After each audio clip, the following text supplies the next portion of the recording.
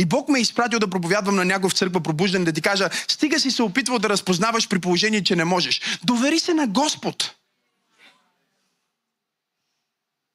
Връщам се на същия психологически пример от първата част на проповедта. Срещаш този човек и казваш, вау, това е най-уникалният човек. След 5 години казваш, вау, това беше най-ужасният човек. Кое е верно? Не, той се промени. Не. Може би ти си сгрешил първия път. Колко от вас могат да си признаят, че някога в живота си са имали грешна преценка? Би трябвало да дигате двете ръце.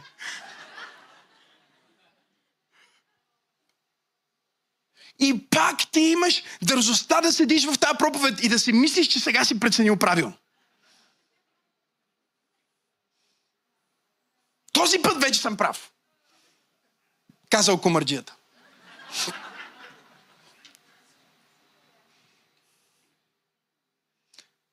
Погледнете ме. Бог ти казва, виж,